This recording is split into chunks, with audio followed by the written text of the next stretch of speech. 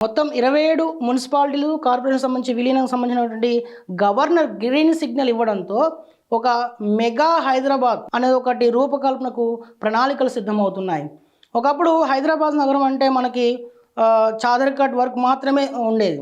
ఆ తర్వాత మలక్పేట, ఆ తర్వాత ఈ ఎల్బీ నగర్ నుంచి ఇప్పుడు హయత్ నగర్ నుంచి ఇప్పుడు ఓఆర్ఆర్ మొత్తం ఔటర్ రింగ్ రోడ్ చుట్టూ ఉన్నది కూడా అంతా కూడా ఇప్పుడు హైదరాబాద్ మెగా సిటీ ప్లాన్‌లో భాగంగా ఒక అద్భుతమైన రూపకల్పనకైతే ప్రణాళికలు సిద్ధమైనాయని చెప్పొచ్చు.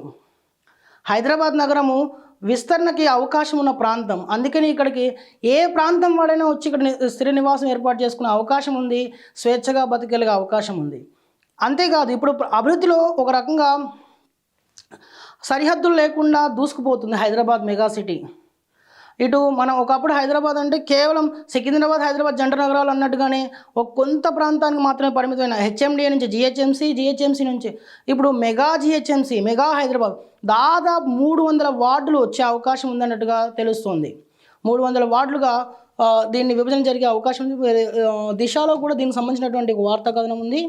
జిహెచ్ఎంసీ పరిధిని పెంచి అభివృద్ధికి ఆస్కారం అంటే అభివృద్ధి విషయంలో ఎలాంటి ఆటంకాలు లేకుండా చూసే ప్రక్రియ ఇది.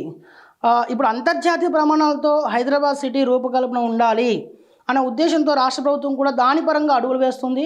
సో దానిలో భాగంగానే వార్డులు అంటే విలీన ప్రక్రియను కూడా అత్యంత జాగ్రత్తగా అంటే ఎలాంటి వివాదాలకి తావివ్వకుండా ఒక సమగ్రమైన ఒక ప్రణాళికతో దీన్ని చేపట్టే విధంగా ప్రభుత్వం చర్యలు అయితే కనపడుతున్నాయి.